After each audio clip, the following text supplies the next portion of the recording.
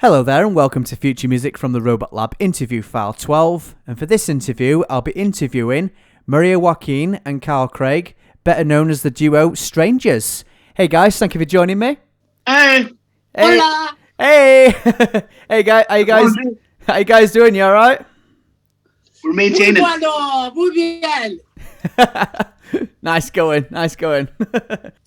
Okay, so you were based in Edmonton, Alberta, Canada, and how did you two meet? And where does the name Strangers come from? Well, we don't actually live in Edmonton. We both live in two small little rural towns outside of Edmonton. So I'm about an hour out of Edmonton, and Casey's about 2 hours out of Edmonton. Ah, right. Yeah. Okay. Yeah. Cool. But we say Edmonton just because most people don't know of the small towns that we live in, so it's just easier to say Edmonton. Yeah, fair enough. And where does the name Strangers come from, and how did you two meet? Go ahead. Yeah, go ahead. Okay. Yeah, back in 2015, 2016, Maria reached out to me. Summer of 2015. Maria reached out to me to work on some instrumentals for a project he was working on under the mass of his own name, Maria Joaquin Music. Okay. But I mean, I sent him two like really fire instrumentals. He's like, oh, these are pretty good. So he decided like on a whim to like scrap his like solo project and like take me on for like initially what would become Sonic Erotica, which was, and it started off just being a 6-song EP, but we just kept popping them out. So the name Strangers kind of came from us mulling over some different ideas. Maybe we'll go into those quickly, but maybe not. But yeah, we ended up. So go ahead. We knew each other like not really personally from one-on-one, but we knew each other in the music scene a little bit, like who we were. But essentially, we were basically like strangers when we started writing music together. The first two songs we recorded, we sent demos back and forth, and they were Nostalgia and Dressed to Kill. So when came time to track those first two songs, we had never really hung out before. So to say that like the first couple times we caught lightning in a bottle wasn't met with a little bit of awkward like introduction would be like a little bit of an understatement. But yeah, that's how I recall it. Oh, nice. That's pretty much the gist of it. Yeah. Yeah, we call ourselves Strangers because we literally were. Yeah. Obviously, it's evolved into a friendship and stuff, but yeah, it made sense. We didn't know what to call ourselves, so. Yeah. Strvngers it was. Strvngers. Yeah, we got a lot. Strvngers. Nice one.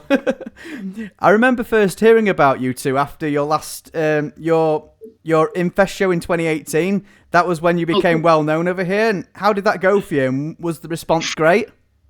Go ahead, Maria. 10 out of 10. Yes. We went over there expecting to play. Not that we thought it was going to be a low turnout. We knew it was a big festival. We knew it was their 10-year anniversary type thing. So we knew it was going to be a good crowd. But in our heads, we were relatively unknown. We were playing opening slot on, I think, like the third day, like the second last day of the festival. Yeah.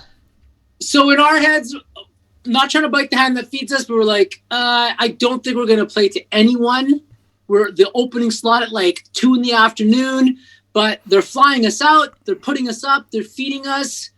They say we have some fans over there. Let's just count our blessings that someone's going to like put us on a festival. So we went over there with like zero expectations and just like two kids in a candy shop, just happy to be like, not to sound whatever I sound like, but like we were just stoked that we were going on like a vacation for free and get to play a show. In our heads to nobody. We get there we get there Wednesday, but it's like a 10-year anniversary, so they had like a Thursday night pre-party show, and then there's Friday, Saturday, Sunday. Yep. We got nothing to do, so we go to all the days, and we get there Thursday, and slowly but surely people start coming up to us, asking us for photos or asking us if we're those guys from the band, and I can't stress enough. We expected the two people that we knew to possibly come up to us. But by the end of the weekend, we played to like probably one of the biggest crowds we've ever played to. They knew the words. They knew who we were. They knew the songs. Yeah. It was I can only speak for myself, but like it was above and beyond my expectations. I teared up a couple times talking to people about like their experiences with us and our music. I went in there expecting to play to nobody and having a 10 out of 10 experience. And we went and played to like a fuckload of people and mind blown. It was wild.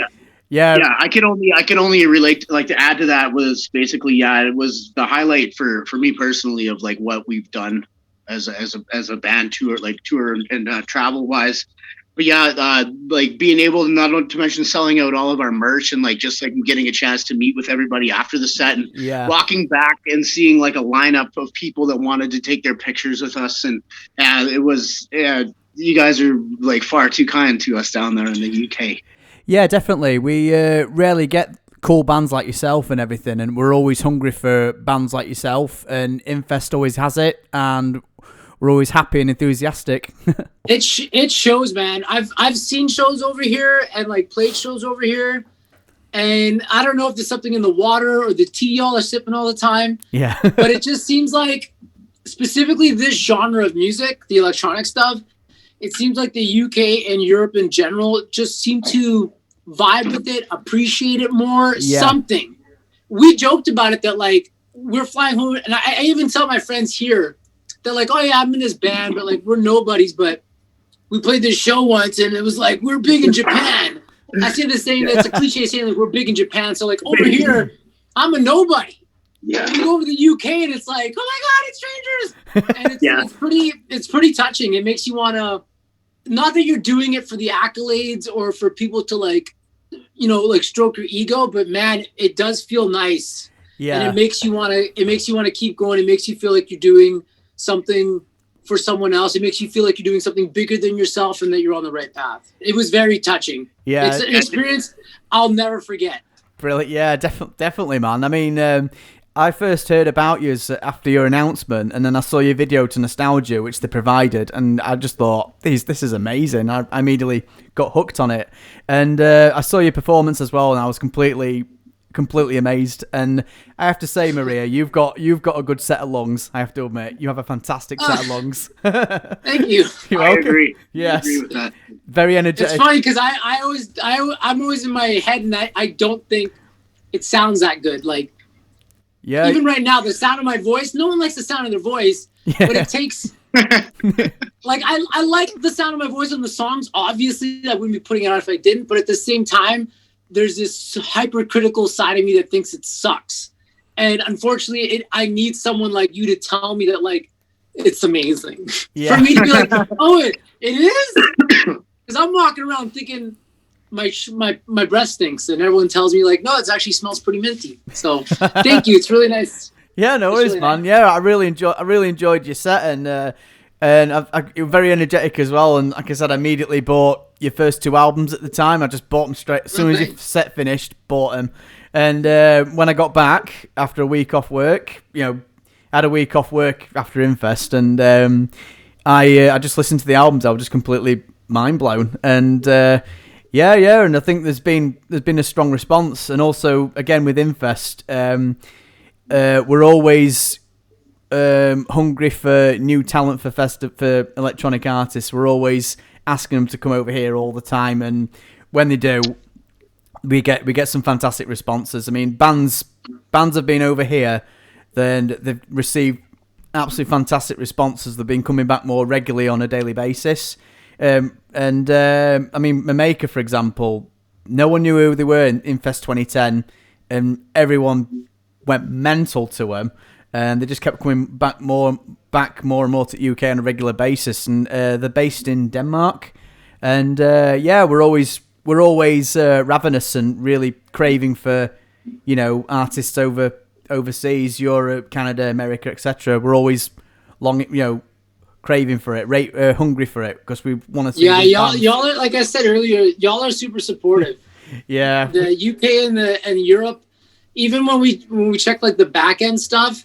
A lot of our like listeners are from the UK and Europe. Recently, we just found out last year with like our Spotify year-end wrap-up, we had like an influx of listeners from Russia. Really? Like genuine listeners too, not like bots or nothing, but like genuine listeners for Russia. Yeah. And that's pretty cool. Like there's something about the UK and Europe that seems to not even just our genre of music, but when it comes to live shows, if you watch like videos of like Russians in a mosh pit to like a System of a Down set, yeah, or an American country or American city like Texas mosh pit for System of a Down, it's like night and day. It's nuts. Yeah. Y'all show us a lot of love. We'd love to come back more often, but it's quite expensive to get over and everything. Like it'd be different if we lived in Denmark or something. We did try to come back, but unfortunately, booking stuff fell through. So and with the COVID stuff too, like it's just been a nightmare. We haven't been able to do anything. Like I know it's a setback. I'm sure, like traveling and everything too. So it's been absolutely crippling. I mean, we're crippled all the time. It's like we can't do this, we can't do that. But luckily, the vaccines are going out, and I think with some stroke of luck, hopefully soon, we'll be back to normal. Because I've seen a lot of my friends getting their vaccines done, and hopefully, me being an essential worker working in a supermarket, I should be hopefully next in line soon. And I think it's making us feel a bit hopeful. You see the back end of it, whenever that's going to be. So hopefully, once that's over, gigs will be coming back and forth and everything. So yeah, but whenever that's going to be. Hopefully, I feel like by 2024, whatever the new normal is, by 2024, I feel like it feels like a long time, but 2 years. But we'll see. Yeah, I think it might be sooner than that, hopefully. But hopefully, maybe back end of this year, which might be the back end of this shindig. So it might be then. But yeah, I mean, last gig me and my girlfriend went to was like back in November 2019. We went to London for a concert, and that was probably the last one we ever went to. And yeah, and I was meant to see a duo called Oh Wonder back in November, just after my birthday. That didn't happen either. I thought, missed them third time. Oh, damn it.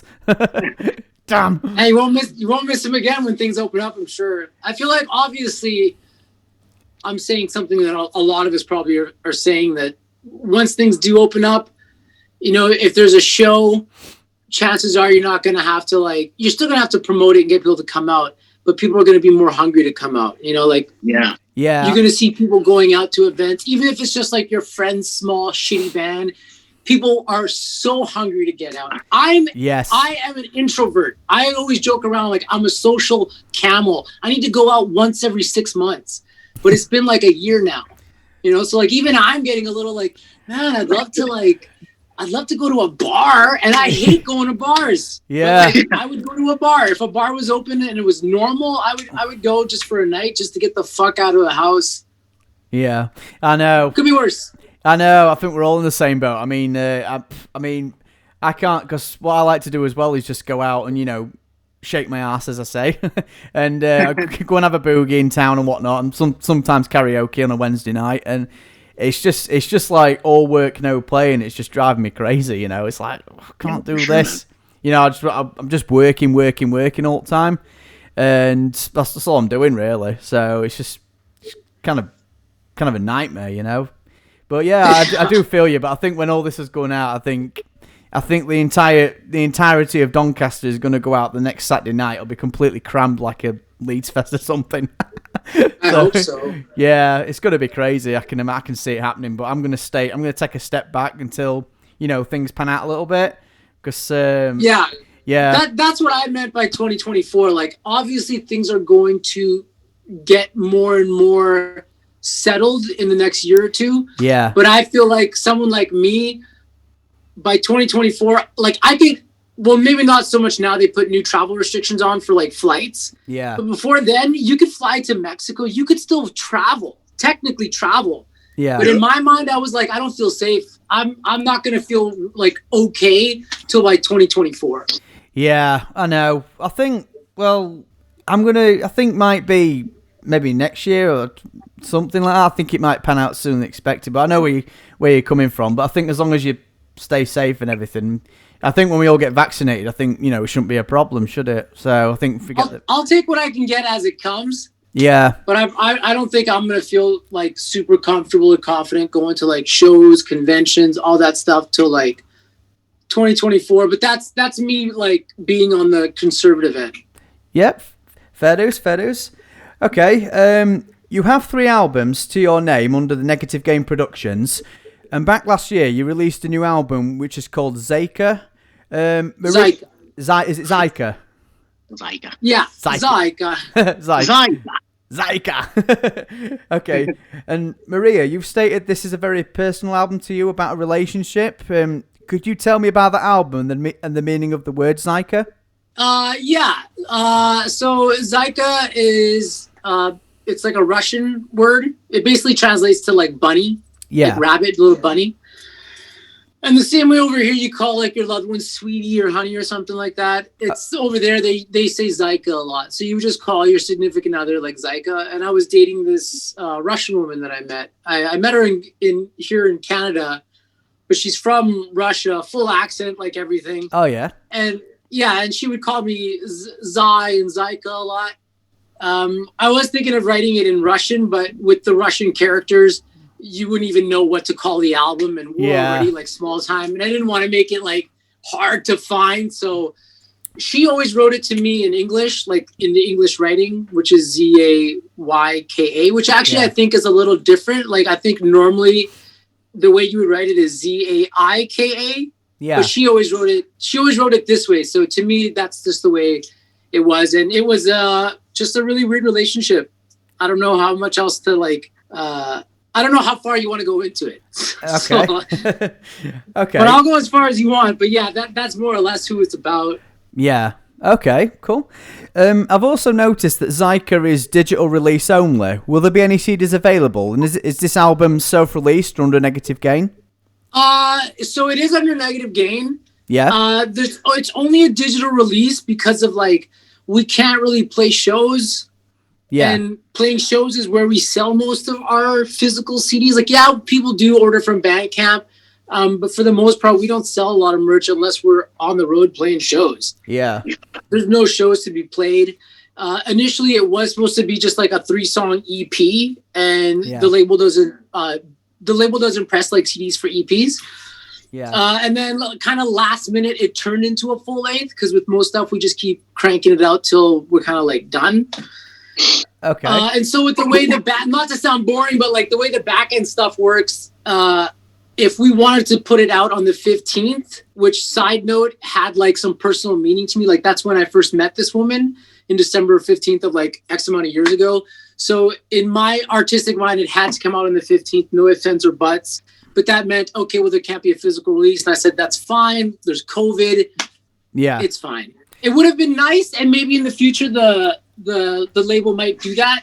But for the meantime, it's just a digital release. Yeah. Yeah. Hopefully so with a CD, because I do like my CDs and that. So yeah, fingers crossed when all this pans out and everything.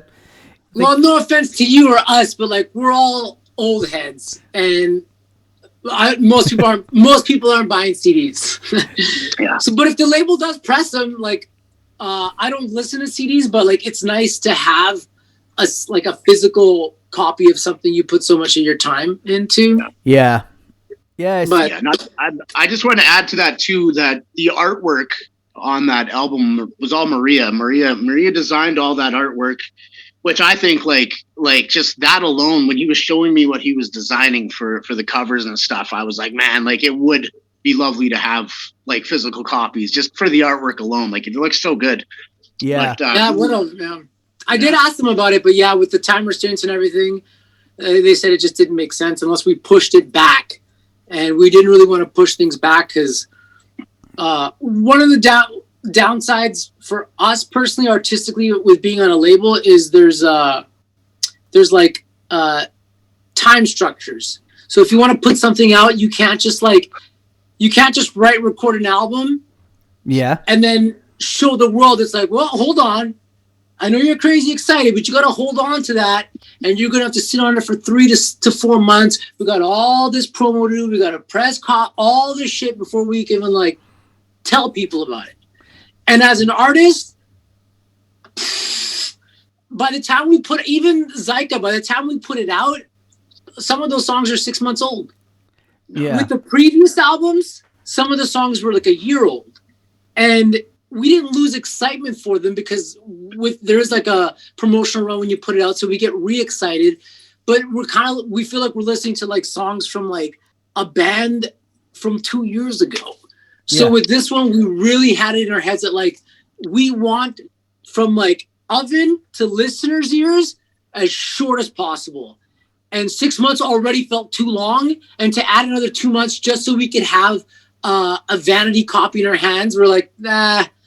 The listeners want the music. Let's just give them the music. It's nice to have a physical copy, I understand, but come on, it's about the music. Yeah, fair enough, man. Fair enough. Yeah, the debut single from the album was called VITA BREVIS. Hope I pronounced it right. And Latin for Life is Short. With the theme of the album, what chapter does that song represent? Well, even in the placement of the album, it's kind of like, I guess, like a first chapter / like a prelude. Yeah. So it's giving you all this like, God, this sounds so fucking like pretentious, but it's the only way I think it can make sense. You put on a Quentin Tarantino movie and it shows you everything that just happened through the whole movie. And then like, and then the next chapter starts and it's like, oh, but you want to know how I got here? And then the story starts. So the first two songs, specifically Vita Brevis, is kind of that, where it's just like, what the fuck? Confusion. What's going on? I thought we were together. You told me you love me. All this stuff. And then the next track hit, and then it kind of like kicks off the story. Oh, so in the follow-up single and the next song after the album is called Disintegration, and with the video on YouTube, you just said that was a continuous thing from Vita Brevis. Yeah. So with all the albums we've put out, especially the first three, it's a story. Like I come from, in terms of like how I write lyrics and songwriting, I have like a storytelling background, and the first three albums tell a story. Like there is some time jumps, but ultimately it's supposed to be listened to from beginning to end, and there is a chronological story happening. Yeah. And then the first album is like part 1, the second album is part 2, the third album is part 3. Yeah. And with the third album, it concluded like that story is done. I don't want to like talk about it. I don't want to touch about it. It's done. Especially because the way Casey writes too, it's very, to me, it's very cinematic. So it just kind of, sorry, I'm tripping on my tongue. It just kind of came to me that way. The EPs are a bit different. Like the Exhumes are kind of just whatever the fuck. There's no rhyme or reason to it. It's just like, here's a song we didn't know what to do with. Here's a cover song. Here's the remix. Here's a whatever the fuck. Yeah. And with this Zyka one, it was the same thing.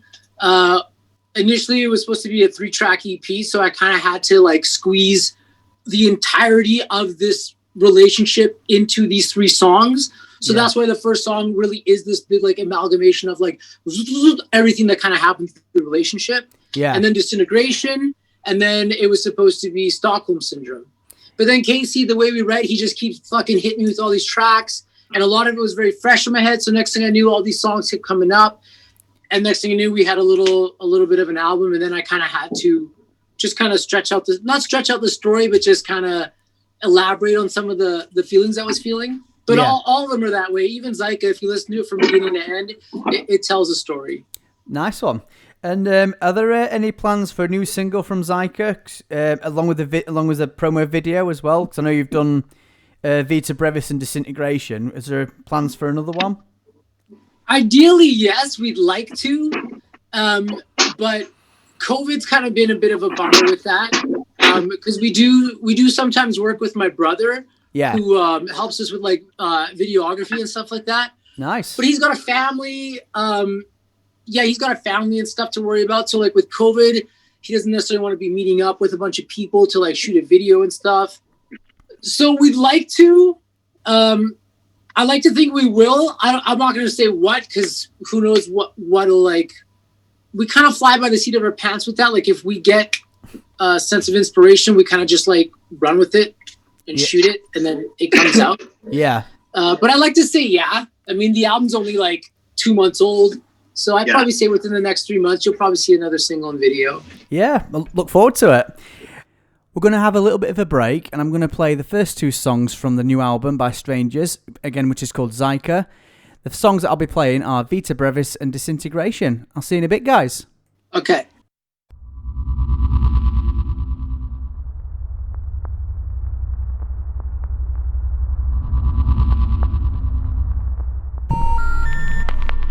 The body you're trying to reach is no longer in service. Please die and try again. The body you're trying to reach is no longer in service.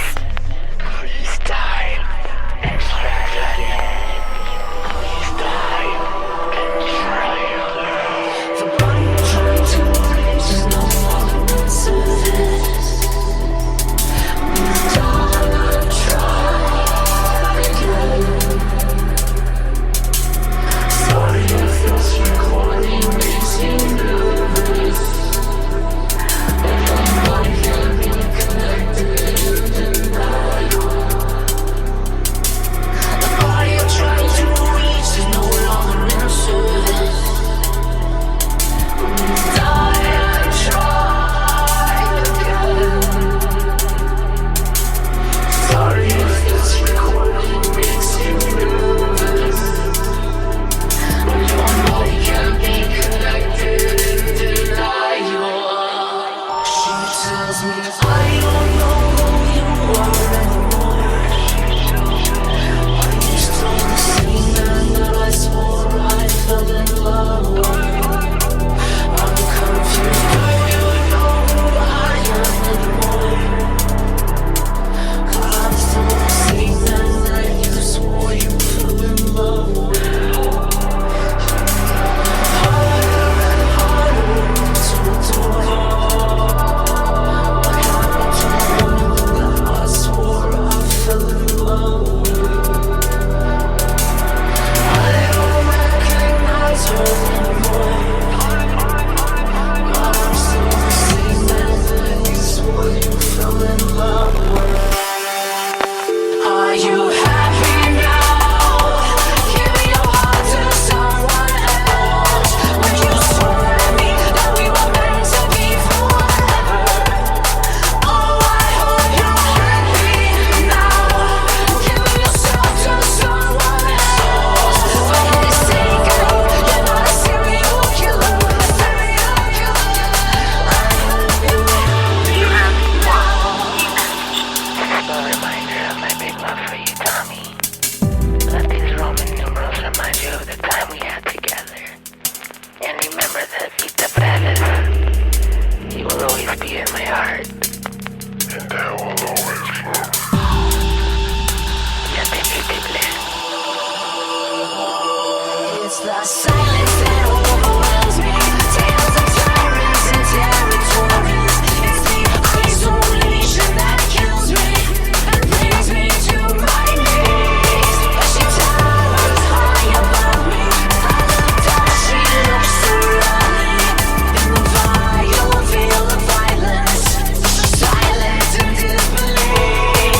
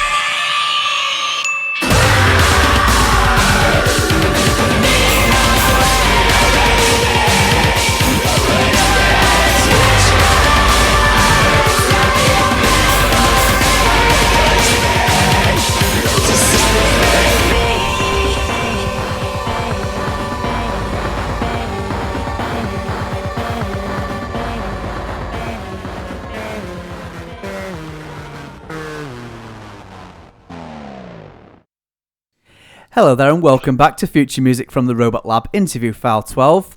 The two songs that played just now were VITA, BREVIS and Disintegration, the first two singles from Strvngers' new album Zyka. And joining me now are Maria Joaquin and Kyle Craig. Hey guys! Hey! Hola! Hey! Hello! Hello! Hello. Hey up! Yorkshire way. What's your ish then? I said, what's your ish then? Very. I don't even know what I'm saying. I'm sorry. It's pretty good. I'm probably offending all of the listeners. I'm sorry. Yeah. No, you're fine. You're pretty good accent though.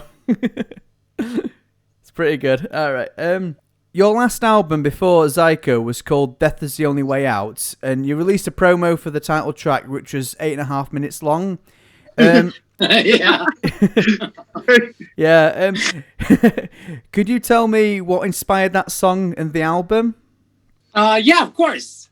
I guess I'll take some of this. Yeah. Everybody has dark days. Like everybody has sad times, good times. And it's not like I was going through a dark time in my life. Yeah. But I wanted to write about a dark time in my life and like what I was thinking about at those times, and just after like 2 or 3 songs about like that, and then having to like kind of just sit in that mind space. Yeah. All these thoughts and emotions started coming up from when I was younger, and like even in the moment and stuff. And it kind of just poetically kind of like all this like material blossomed out of like the thought of death. Yeah. The same way if you die and get buried, eventually your body goes into the earth and stuff grows out of it. But that's more or less how it came around. Oh yeah. Okay. Cool stuff. Are any of you two involved in any other projects? I'm not. Casey does his thing on the side. What Like is Casey's got his own thing, but I only fuck with Casey in terms of music. I ain't got time. Fair Too enough. busy with tattooing and shit. Yeah. Cool. And Kyle, what are you involved in? What are you in? I do like just some like sad boy stuff here and there, just as like just something to write in between us writing, because I can't always get down to see Maria to record stuff. So I'll send him like a handful of instrumentals, and he's like, dude, that's enough. Like, I've got enough to work with. So I'll like put out the odd song here of my own stuff. I released like a single, I think it was like a month ago. It's just independent stuff. I make peanuts on it. At best, I think I might have a following of 6 people. Is it a solo project of yours, or is it like your solo name, or? It's not even, like I wouldn't even, it's just under my name. It's just under my name, and I just that'd be a solo project.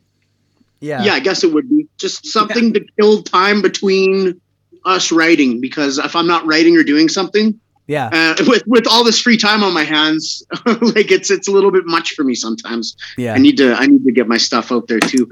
But yeah, that's about it. But yeah, Strangers is obviously like the project that I'm luckily known best to be involved with. Strangers is his main hoe, and then it's my main hoe. Hey. It's what puts food on my table. Yeah. Clout in my sunglasses. Cool. You've also got a digital EP on your Bandcamp, which is called Exhume Volume 2, which is a collection of unreleased tracks, covers, and one of the covers I played on one of my shows was Eddie Murphy's Party All the Time. It's a great song, and your cover is also great. Why that song? Oh, man. Classic. We love that song. Like, I mean, like, the video, the whole, like, era of that song, like, Maria and I, when we first started hanging out, somehow that song came up in a conversation. This is how I remember it. Yeah. But that song came up in a conversation. I'm pretty sure that might have been the catalyst for us.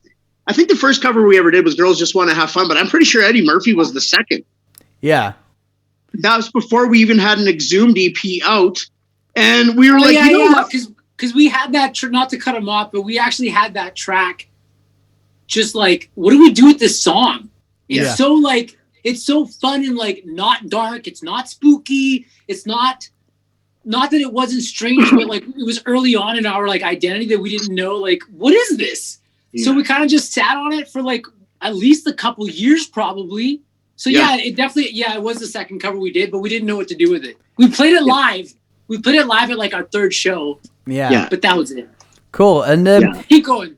Yeah, cool. I also noticed there was like a little sample at the beginning. Was that Eddie Murphy doing a comedy sketch, or that I'm one of the best motherfuckers of all time? It's from Chappelle's show, right? Yeah, it's from Chappelle's show. Oh, right. Okay. When he's like, I'm James. Because Rick James produced the original song.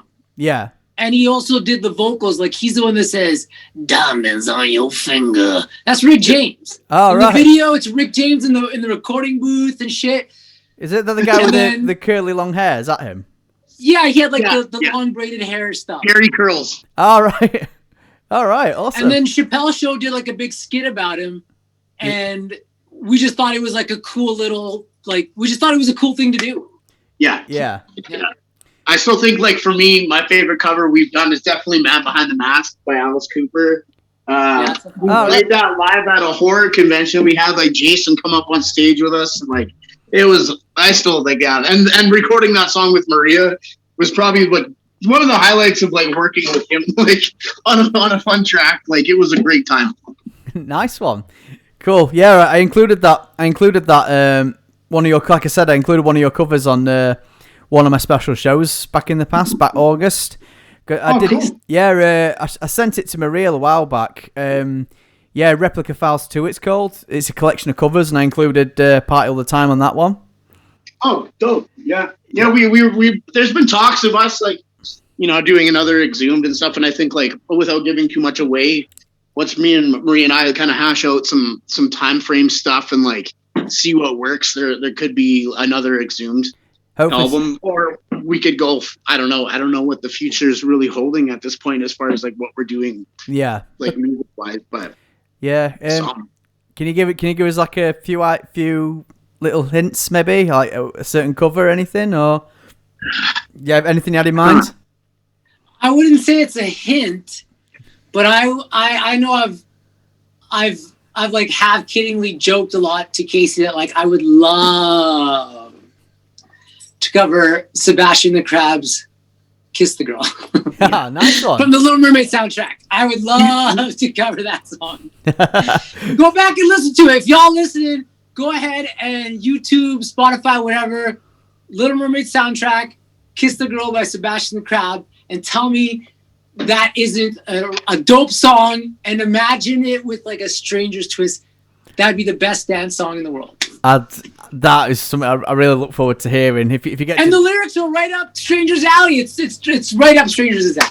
Yeah, it's about women. That's all I can say.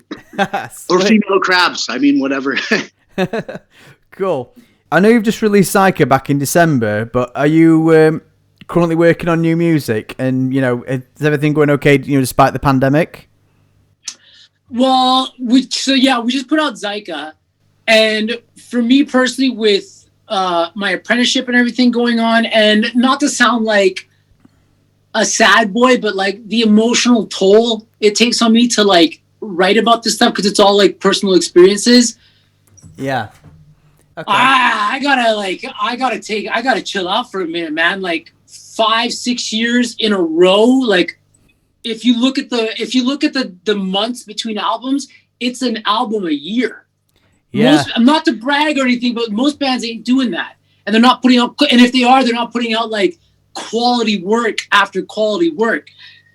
And again, not to sound like a sad boy, but for me personally, I need a bit of an emotional break. So if we were going to write something, it has to be covers, something that's a little more fun, something where I don't have to like dig up like horrible experiences just to like dance to a song later. Yeah. And on top of that, the apprenticeship, like it's a lot on my plate.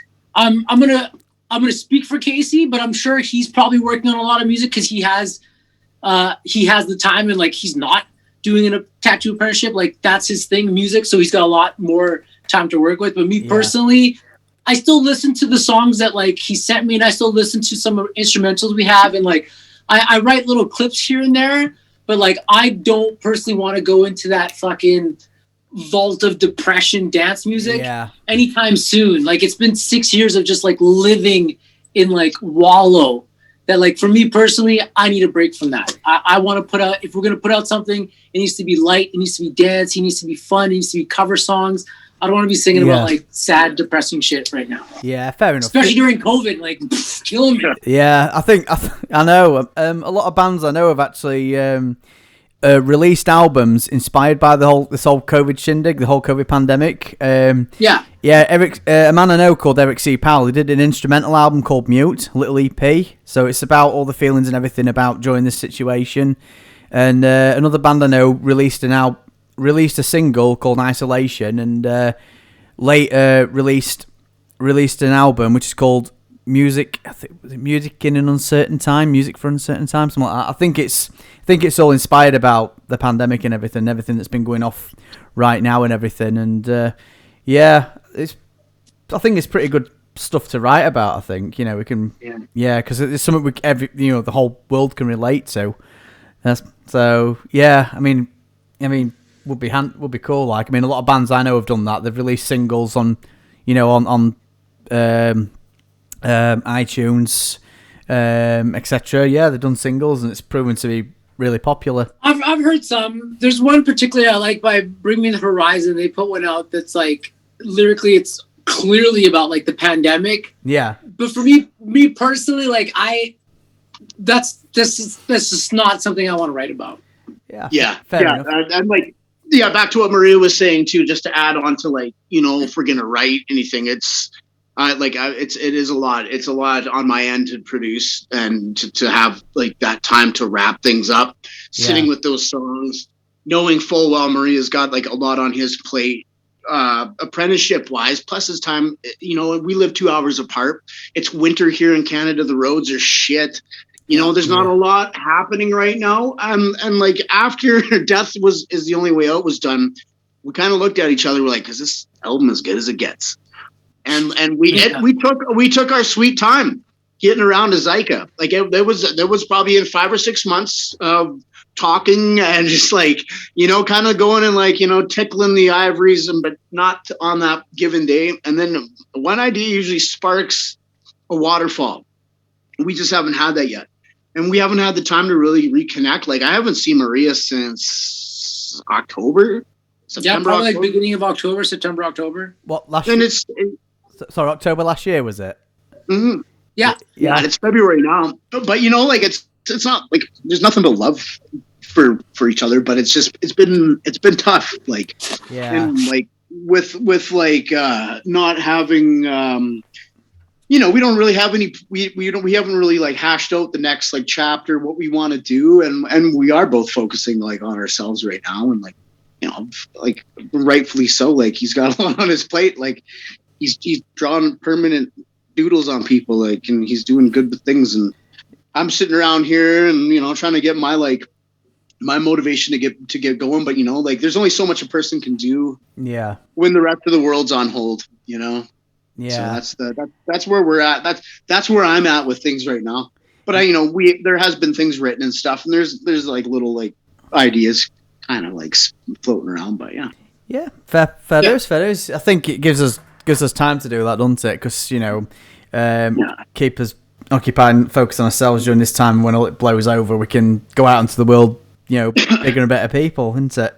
Well, plus we're not work machines too. Like, I don't know, like I think too, and I do this too to like artists and people that produce like content. You kind of just expect them to like, hey, you work for me. Like, give me more. Where's my music? You just put out an album, 8 songs. That took me 30 minutes to listen to. I want more. It's like, hey man, 30 minutes of music takes like 6 months on the low end. And for us, we really put a lot of like thought into music and stuff to like, at least for us, I know it sounds pretentious, but like we can't rush it. And if it takes like, I'm not saying it's going to, but if it takes 2 years before we come up with something that's like worthy to put out on a album or under stranger's name, then it'll take 2 years. Because I'm not shitting on any bands or naming any names, but like when you're constantly putting out music, it's like, hey man, quality over quantity. I don't care if you put out a 30-song fucking album. If the only 2 songs are good, you didn't really put out 30 songs. You gave me fucking masturbatory music for 30 minutes. I want to hear good, to my ears. I want to hear good music. Yeah. And I can only speak from what our level of standard is, but like that standard takes time. I need to go through experiences. I need to cultivate those experiences. I need to like think about what I went through. I need to start writing about those things. I need to start listening to music. I need to start reliving those experiences. And like I said earlier, for me, and not to toot our horn, but like the responses we get from our music, it seems to be very emotionally connected. And I think a lot of that comes from the time it takes to go through what we go through and the time that it takes to put what we put into the music, that I wouldn't say easily makes it connectable, but it seems to really like latch on to people viscerally in an emotional way. And I think it's because of the time that's put into it, and there's no rush to it. Yeah, I know you can't rush out and everything. I mean, when I was in a band years ago, a few years back, I wasn't musically, but I was like mostly lyrics with it, and I actually spent a lot of time writing certain lyrics, and I think I really got into the zone, and I just like right, and it just came all natural. So yeah, I understand. And I sent the lyrics to my old bandmate, and he came up with the music to it, and it fitted perfectly. And we worked on it. We worked hard on it. We got the melodies and everything sorted. And when we performed them live, they proved to be really popular, and I was really proud of that. So yeah, it's a process. Yeah. I've also wrote lyrics for different bands as well, because I do like to write my own lyrics, and bands have asked me to write for them in a little bit, and then said, yeah, I can do that, and it turns out really well. I'm just happy how it turns out. Bit of a waiting process for it to be finished, but it's all worthwhile in end, and I was happy how it turned out, and I was really chuffed that I wrote lyrics for this band, I wrote lyrics for that band, and I understand how it works. It's not a rushed game. I mean, a particular band I know of, they released an album which I thought it said in the booklet it took about 2.5 weeks to do, and I thought a bit rushed, I think, but it was a bit repetitive in parts. But I thought, despite that, it had like really cool sounds from it. It's like sounds you wouldn't expect to hear anywhere else. It's like their own sounds. I think seemed a bit rushed and repetitive, but all in all, a good quality, short and sweet little album. So Yeah, it just kind of off-puts me a little bit. It says like, Well, yeah, not in a bad way, but like if that's a gimmick you're going to use to like market the album, I think that's cool. Like if someone says, hey strangers, we got a proposition for you. We're gonna market this next album as a 2-week album. We're gonna give you 2 weeks. Pick your 2 weeks, and from start to finish, if you pull out one song, great. If it's 3 songs, great. If it's 4 songs, great. And cut off date 2 weeks, and then it gets released a week later. That'd be cool. Like I'd be into that. But if it's just like, hey, I wrote an album and it happened to take me 2.5 weeks and I didn't do any revisions or thought to like maybe spend some more time on it. oh, Okay, I guess. Okay, but like have some respect for your audience, maybe? okay. I don't think we could ever listen to something like that and be like, we did the best we could. Like, if we ever put out something in 2 weeks, we would never listen to that album. I can tell you that right now. I'd be like, man, we should have done this. We should have done that. We should have done this. I would say on the low end, if you hear a Stranger song that made an album, especially with the newer albums, it probably got listened to on its own as an instrumental by me probably like 1,000 times before I decided to write to it. And then as I wrote to it, I probably listened to it another 1,000 times. And I'm talking like within 3 days. Yeah. Would you, if someone gave you that though, I mean like the 2 weeks thing, would you feel a bit stressed or pressured? No, because if that's the structure, then I'm not worried about if people are like, this sounds like it was written in 2 weeks. Yeah, well it was, because that was the contract. Let's write an album in 2 weeks. Oh. Hey, this pop punk album sounds acoustic. Well, it's called Pop Punk Goes Acoustic. What did you think? So like if that's the restraints, yeah, I'm for that. If it turns out to be a shit fucking 2-week album we put out, that sucks. That's what we came out with in 2 weeks. That's why we need a little more time. But like, okay, I'll put it out. I won't be proud of it, but like I'll put it out if it goes out and everyone knows that like, hey, this is that part of that 2-week music album project that Strangers was selected for. Yeah. Sign me up.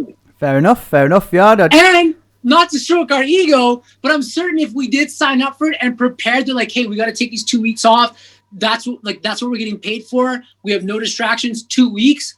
We come up with some not to sound egotistical, but I'm certain me and Casey could be like, all right, 3 songs. We focus on 3 songs, 5 minutes each. Let's put out the world's best fucking 15-minute song, and we would. Sound.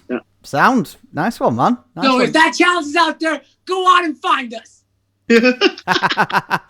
Nice. Sorry, I'm getting worried. That's all right. Yeah, I guess I stand corrected there in a way. So yeah, it just made me think. You know, when I saw this on an album, I thought, oh, but no, okay, I guess okay. Well, I think I know who you're talking about, and I think I'm hyperbolizing my point of view, but I think I'm more on your side initially. Fair enough. Yeah. Cheers, dude. Okay. This is the last question now. What would you like to say to everyone? Don't do drugs. I feel like, at least for me, it sounds so like cliche and like unsincere, but I genuinely and sincerely mean it. Like, thank you for like taking the time to pay any of us any attention. I love you, like a genuine love. Yeah. For everyone that's gone out of their way and made themselves visible to us, like, thank you, and I love you, and I hope that genuinely like resonates with you, because we see those messages, we read them, and it means a lot to me. Cool. Yeah. I would have to say the same thing too. Like, not just don't do drugs. I mean, that's a given, but yeah. Thank you to every person that's listening to this or that's listening to us and have supported us through the years with our music and connected. That truly means more than anything. And I can say I feel a genuine love and appreciation for that as well. So thank you guys very, very much. An absolute pleasure, guys. All right, well, that's the end of the interview, and thank you, Maria, and thank you, Kyle, for joining me. Thank you for having us. Absolute pleasure, guys. And I'll chat to you guys in a bit. Come to the light. Come to the light. Come to the light. All right, see you. All right, see you later, guys. See ya. See you later, Kyle. Bye. Bye-bye. You have been listening to Future Music from the Robot Lab interview file 12 with Maria Joaquin and Kyle Craig, aka Strangers. I've been your host, Exo Skull. You can follow me on Facebook, Mixcloud, Twitter, Bandcamp, YouTube, and Instagram. And if you'd like to be featured on an upcoming show or arrange for an interview, please contact me on my social media pages, or alternatively, email me along with some sound files to exoskullfmrl@gmail.com. That's exoskullfmrl@gmail.com. You can also get future music from the Robot Lab t-shirts via the robotlab.bigcartel.com. That's the robotlab.bigcartel.com. T-shirts are just £10. And to end this interview, I'll be playing 2 more songs from the brand new album Zyka by Strvngers. The closing 2 songs, Crooked Teeth and Stockholm Syndrome, followed by their cover of Eddie Murphy's Party All the Time, which is available on the downloadable for free EP Exhumed Volume 2. The albums Zyka and Exhumed Volume 2 are available on Bandcamp on strangersngp.bandcamp.com. That's strangersngp.bandcamp.com. STRVNGERS. Thank you for listening. Take care, stay safe, and I'll see you next time. I think I love the pain. Go ahead and sink your crooked teeth into my veins, 'cause I think I'm in love with the pain. I spill my guts on the floor so she can't eat from my brain. I pray to God she feels the same, but something's telling me she already forgot my name. It's okay. Yeah, it's okay, 'cause I'm loving the pain. Did you really think that you finally met someone who truly loves you for who you are? My stomach begins to sink as I realize who you really are. I wish I didn't have a heart, because right now it's tearing into 2. It's tearing me apart. Oh, I wish I didn't have a heart. I wish I didn't have a heart. I think I'm pain. Go ahead and sink your crooked teeth into my veins, 'cause I think I'm in love with the pain. I spill my guts on the floor so she can eat from my brain. I pray to God she feels the same, but something's telling me she already forgot my name. It's okay. Yeah, it's okay, 'cause I'm loving the pain. Did you really think that you finally met someone who truly loves you for who you are? My stomach begins to sink as I realize who you really are. I wish I didn't have a heart, because right now it's tearing into 2. It's tearing me apart. Oh, I wish I didn't have a heart. I wish I didn't have a heart. Too often, don't say what we mean until the lying in a coffin. Too often, we wait until it's too late till we're lying in a coffin. Too often, we don't say what we mean until the lying in a coffin. Too often, we wait until it's too late till we're lying in a coffin. Too often, we don't say what we mean until the lying in a coffin. Too often, we wait until it's too late till we're lying in a coffin.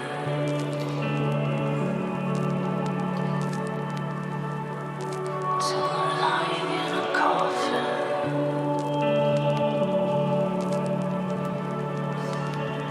Until we're lying in a coffin.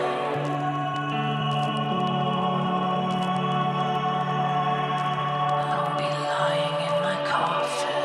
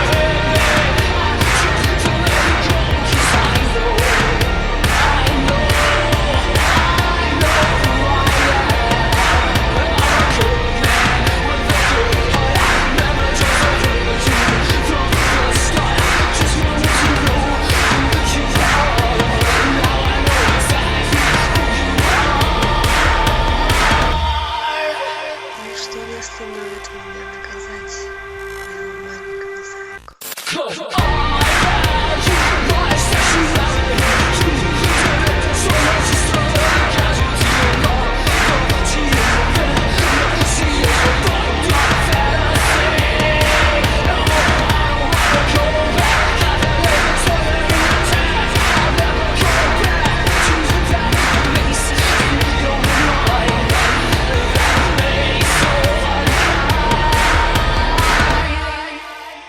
Ничто не остановит меня наказать моего маленького. Ничто не остановит меня наказать моего маленького зайку. Ничто не остановит меня наказать моего маленького зайку.